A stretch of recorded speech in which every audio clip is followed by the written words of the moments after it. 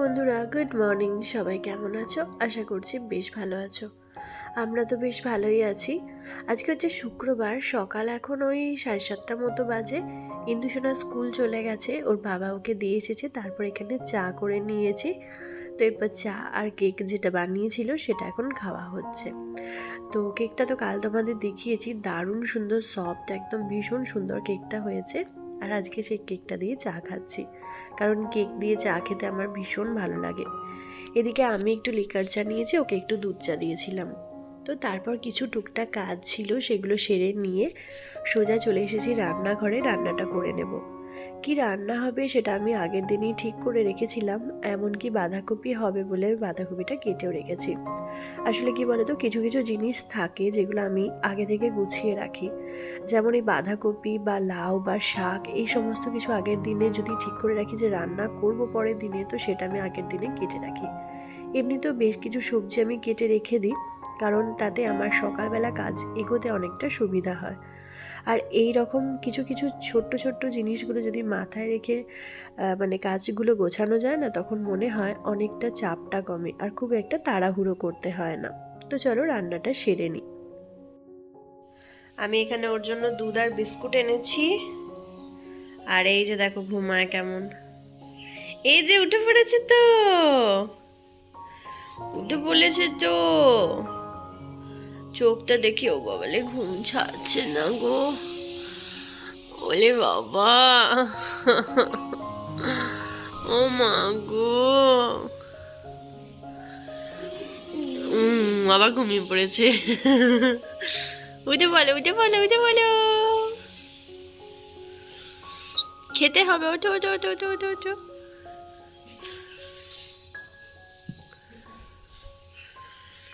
এইবারে ঘুম ছেড়েছে, না এখনো ছাড়েনি।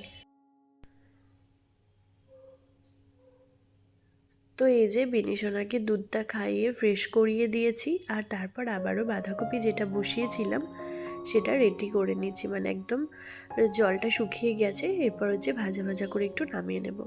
আর বাঁধাকপিটা না আমি সিটি দিয়ে রান্না করেছি। আসলে বাঁধাকপি রান্না করতে না অনেকটা সময় লাগে, সেই জন্য অনেক সময় না ওই অতক্ষণ ধরে বাঁধাকপি রান্না করতে আমার ভালো লাগে না। তো সেই জন্য মনে হয় একটু সিটি দিয়ে রান্না করলে খুব তাড়াতাড়ি বেশ হয়ে যায়।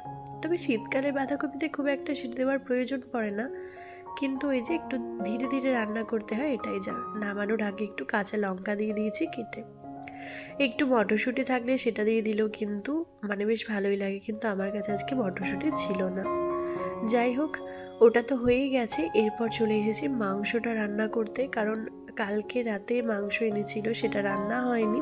তো সেটা আজকে রান্না করব, কিছুটা আজকে করব আর কিছুটা আবার কালকে করব বা রাতের দিকে করে নেব, কারণ সকালের দিকে সবাই খুব একটা মাংস খেতে চায় না, তাই অল্প করে একটু রান্না করব। আর হচ্ছে এটা একটুখানি ওই আলু দিয়ে একটু ঝোলের মতো করব। তো এটা করব, আর বাঁধাকপিটা, তো এই দুটোই। আর যেটা বলছিলাম যে কিছু কিছু কাজ যদি এগিয়ে রাখা যায়, সেক্ষেত্রে কিন্তু না অনেকটা সুবিধা হয়। কারণ সকালবেলা ঘুম থেকে উঠেই, এখন তো শীতকাল, ঘুম থেকে উঠতেই মনে হয় লেপের তলা থেকে উঠতে ভীষণ কষ্ট হয়। আর তারপর সেটা ছেড়ে উঠে যখন কাজ করতে চাই, তখন কাজ করতেও কিন্তু একটু অসুবিধাই হয়, মানে ওই আস্তে আস্তে মনে হয় কাজটা গোছাই, সেরকম মনে হয়। তবে কিছু কিছু জিনিস যদি আমরা আগের দিনে করে রাখতে পারি, তো সেক্ষেত্রে চাপটা অনেকটা কমে। এই যেমন ধরো রান্না করা একটা ভীষণ বড় কাজ, তো সেক্ষেত্রে যদি আমরা একটুখানি সবজিটা কেটে রাখি বা মশলা বাটা যেগুলো মশলা লাগে সেগুলো বেটে রেডি করে রাখতে পারি, তো সেক্ষেত্রে মনে হয় সকালবেলা উঠে ঘুম থেকে উঠে তাড়াহুড়োটা করতে হয় না, কারণ সবজি কাটতেও কিন্তু একটা টাইম লাগে। আর আমার কাছে রান্নাটা না একটু অন্যরকম, কারণ রান্না আমার কাছে আমি রান্নাটা যখন করতে যাই, তো আমার মনে হয় সবটা গুছিয়ে নিই, তারপর রান্না করব। ওই একদিকে সবজি কাটবো একদিকে রান্না করব, এইভাবে কিন্তু আমি কখনো পারি না, কারণ আমার দ্বারা হয় না। রান্না করার সময় সমস্ত সবজি কেটে মশলা বেটে সবটা যদি হাতের কাছে রেডি থাকে, তবে আমার পক্ষে সুবিধা। যাই হোক, ওদিকে মাংসটা চাপিয়ে দিয়েছি, আর মাংসটা সিদ্ধ হচ্ছে। তো ভাবলাম মিনিসোনাকে স্নানটা সেরে মানে করিয়ে নিই। তো ওকে স্নানটা সেরে নিয়েছে ও, আর ওকে এখন বডি লোশনটা মাখিয়ে নিচ্ছি। আমি ওকে ওই হিমালয়ার সমস্ত কিছু ইউজ করাই, বডি লোশন বলো বা ফেস ক্রিম বলো বা শ্যাম্পু সাবান সমস্ত কিছুটাই, বডি ওয়াশ, তো সমস্ত কিছুটাই আমি ওকে হিমালয়ারই ইউজ করাই। আমি ছোট্ট থেকে ইন্দুকেও সেটা ইউজ করাতাম আর ওকেও তাই করাই। তো ওকে রেডি করিয়ে নিয়েছি। এরপর হচ্ছে একটুখানি ওকে বসিয়ে একটু রোদে, হালকা রোদেও বসে থাকবে, কারণ খুব মানে বেশি রোদেতে না, উগ্র রোদেতেও বসে থাকতে পারে না। ওর গায়ে মানে গাল টাল ওগুলো লাল হয়ে যায়, ও একদমই সহ্য করতে পারে না। তো স্নান টান করার পর হালকা রোদে একটুখানি ওকে বসিয়ে রাখি, তারপর আমি ওকে নিয়ে আসি। তো তার মধ্যে ওর খাবারটাও রেডি করে নেব। আর এদিকে বিছানাটাও সকালে একবার গুছিয়েছিলাম, আবার দেখো এলোমেলো করে দিয়েছে। এরপর হচ্ছে বিছানাটাও সুন্দর করে আরেকবার গুছিয়ে নেব। তো তারপর হচ্ছে আমি ওকে খাইয়ে নেব, আর তারপর হচ্ছে ইন্দু সোনা আসবে। এদিকে আমি যখন ওকে রেডি করছিলাম, ও প্রত্যেকটা দিনই এটা করে যে ও চুলটা একটা হালকা গামছা দিতে হয়, কারণ ও দেখে মা চুলে গামছা জড়িয়ে রাখে বা ওর দিদি চুলে গামছা জড়িয়ে রাখে, সেই জন্য। তো আমি যখন বিছানা তুলছি আমাকে বলছে যে ওকে কোলে নিয়ে বিছানা তুলতে হবে। আসলে বাচ্চা মানুষ তো মাঝে মধ্যে এটা ওটা বায়না শুরু করে, তো সেটা অল্প স্বল্প মানতেই হয়, কারণ সবটাই যদি মনে করি যে কিছুই করব না, সেক্ষেত্রে কিন্তু অসুবিধা হয়। আর বাচ্চার মুডের ওপর নির্ভর করে চলতে হবে, যে নিজের মুডের ওপর সবসময় নির্ভর করে চলবে এটা কখনোই কিন্তু সম্ভব নয়। যাই হোক, এই যে ঘরের বিছানাটা গুছিয়ে নিয়েছি, এবার সোজা চলে এসেছি এই ঘরেতে। এই ঘরের বিছানাটা এবার এবার এটাও গুছিয়ে নেব। আর তারপর রান্না তো হয়েই গেছে, দেখেইছো, স্নান টান করবো। আমার তো বিনি সোনারও স্নান হয়ে গেছে। আর আমি তো স্নান টান মানে করা হয়নি, জাস্ট ওই নাইটিটা চেঞ্জ করেছিলাম রাতের। সকালবেলা ঘুম থেকে উঠে, যেহেতু শীতকাল তো তো ওই সকালবেলা ঘুম থেকে উঠে প্রায় প্রত্যেক দিনই স্নান করতে পারি না, মাঝে মধ্যে যেদিন দরকার পড়ে সেদিন করি, বাট যেদিন দরকার থাকে না সেদিন করি না। নাইটিটা চেঞ্জ করে নিই, করে নেওয়ার পর রান্না টান্না করলাম বা ঠাকুরের পুজোটা করি। তো তারপর রান্না বান্না করে নিয়ে সমস্ত কাজ সেরে নিয়ে বিনিশোনাকে স্নান টান করিয়ে নিয়ে তারপর আমি স্নান করি ইন্দু আসার আগে। আর এদিকে বিছানাটা গুছিয়ে নিয়েছি। এই যে দেখো, আমার যে লাকি বাম্বু গাছটা আমার ভাই আমাকে দিয়েছিল, বেশ কয়েকদিন ধরে বাপের বাড়ি গিয়েছিলাম, তো তারপরে জল দেওয়া হয়নি, আর আমি সেই জলটা পাল্টিয়ে গেছি। তো তারপর থেকে বেশ কয়েকদিনই জল টল দেওয়া হয়নি, যার ফলে না বাম্বু গাছটা পুরো শুকিয়ে গেছে। জানি না কি হবে। এসে তো এটাকে চলো ভালো করে ধুয়ে পরিষ্কার করেছিলাম, আবারও দেখছি হলুদ হয়ে গেছে গাছের পাতাগুলো। আবারও আজকে এই যে ধুয়ে পরিষ্কার করে নিয়ে এলাম, আর একটু জলও পাল্টে দিলাম। তো এটা এবার এখানে রেখে দিই, জানি না টিকবে কি না, তবে যদিও যত্ন করার চেষ্টা করছি যদি টিকে যায়। আর বেশ কয়েকটা শীতের জামা কাপড় আছে, সেগুলো এর মধ্যে ভরে রাখি, মানে রেগুলার যে শীতের ড্রেসগুলো ইউজ হয় দুবেলায়, ওই সোয়েটার, চাদর, স্টোল, যে সমস্ত জিনিসগুলো ইউজ হয় না, সেগুলো আমি এই বক্সটার মধ্যে ভরে রেখে দিই, যা মানে কারণ এটা আমার ভীষণ সুবিধা।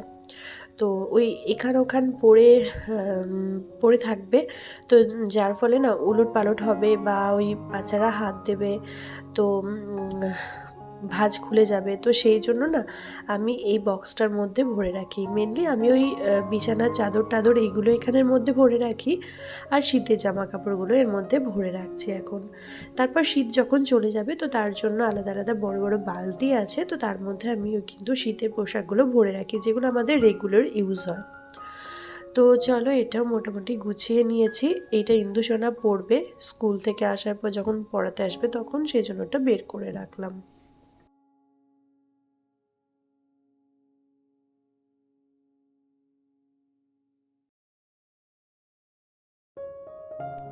তো আবারও চলে এসেছি রান্নাঘরে। আর এদিকে জানো তো, মা আমার জন্য বেশ কয়েকটা জিনিস পাঠিয়েছে। তো প্রথমেই দেখছো পেয়ারা, এগুলো হচ্ছে আমাদের বাড়ির গাছের পেয়ারা, আর এত সুন্দর ডাসানের পেয়ারা না। ওখানে যে কটা দিন ছিলাম, রোজ দুপুরে ভাত খাওয়ার পর আমরা পেয়ারা মাখা খেতাম। তো আমি আসার সময়ও বেশ কয়েকটা নিয়ে এসেছিলাম, আবারও এই যে ভাই এসেছে তখন পাঠিয়ে দিয়েছে।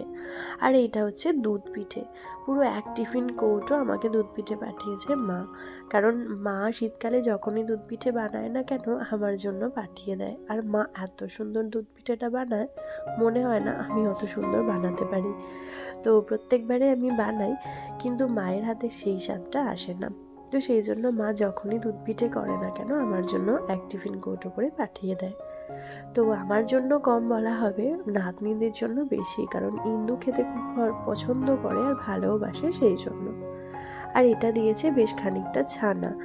আমাদের গ্রামে যেহেতু গোয়ালা বাড়ি আছে, তো সেই জন্য ওখানে টাটকা ছানা পাওয়া যায়। তো আমি ছানাটা দিতে বলেছিলাম একটু মিষ্টি বানাবো বলে, তো সেই জন্য এখানে 600 মতো ছানা দিয়েছে। তো এই সমস্ত কিছু মা পাঠিয়েছে। আর দুধ পিঠেটা ভীষণ সুন্দর। তোমাদের দাদা তো দেখি প্রথমে আমাকে বলছে একটু দেওয়ার জন্য। আর এই দিনে আরও একজন দুধ পিঠে পাঠিয়েছিল, সেটা হচ্ছে আমার হাজব্যান্ডের বন্ধুর বউ। তো সেটাও দিয়েছিল। তো সেটা তোমাদের সঙ্গে শেয়ার করা হয়ে ওঠেনি, কারণ ও একটু সেই দুপুরের দিকে নিয়ে এসেছে, তো তখন আর আনার সঙ্গে সঙ্গেই তো মানে ইন্দুসোনা একটু খেয়েছে, আমি একটু খেয়েছি, তো পুরোটাই উঠে গেছে, আর ওটার জন্য দেখানো হয়নি। যাই হোক, এদিকে মাংসটা তো রান্না হয়ে গেছে। রান্না বান্না হয়ে যাওয়ার পর আমি সমস্ত বাসনগুলো এখানে ধুয়ে নিচ্ছিলাম, কারণ যেহেতু আমার কাজের দিদি আসছে না, তো সেই জন্য আমাকে তো কাজটা করতেই হচ্ছে। সেই কারণে ও কাল থেকে আসবে বলেছে, আর কাল থেকে আসলে আমার কাজের চাপটা একটু কমবে। যেহেতু এই সমস্ত কাজ আমাকে করতে হয় না, তাই এই কাজগুলো যখন আমার থাকে না, তখন একটু চাপই পড়ে যায়। আর বুঝতেই পারো, দুটো বাচ্চা একসঙ্গে সামলানো, তারপর সামনে ইন্দুর পরীক্ষাও চলে এসেছে, ওকেও টাইম দিতে হয়। তো সব কিছু মিলে একটু চাপই হয়ে যাচ্ছে। আর এদিকে ছানাটা যেটা দিয়েছে সেটা আমি একটুখানি জলটা ঝরাতে বসিয়েছিলাম। চটপট করে এখানে বাসনগুলো ধুয়ে নেব, তারপর আমি স্নানটা করব। প্রথমে ভাবলাম যে বিছানা তুলে নিয়ে আগে স্নানটা সেরে নিই, কিন্তু কি বলতো, এই যে বাসন টাসন ধুতে গেলে না আবার আমার জামা টামা ভিজে যাবে। তো তখন আবার মনে হবে যে জামাটা চেঞ্জ করে নিই। আর কি বলতো, শীতকাল তো, এই ভিজে জামা কাপড় পরে তো একদমই থাকা যাবে না। তো সেই জন্য ভাবলাম যে কাজগুলো আগে গুছিয়ে নিই, তারপর স্নানটা করব। আর এমনিতেও মোটামুটি এখনও 12:30 মতো বাজছে। ইন্দুসোনা আসতে এখনও একটু দেরি আছে, ও তো সে 1:30টার দিকে আসবে। তো যার ফলে আমার সমস্ত কাজটাই কিন্তু হয়ে যাবে। আর এই যে গ্যাসটার সমস্ত কিছু পরিষ্কার করে নেওয়ার পর আমি ভাত বসিয়ে দেব, আর তারপর স্নানটা সারবো।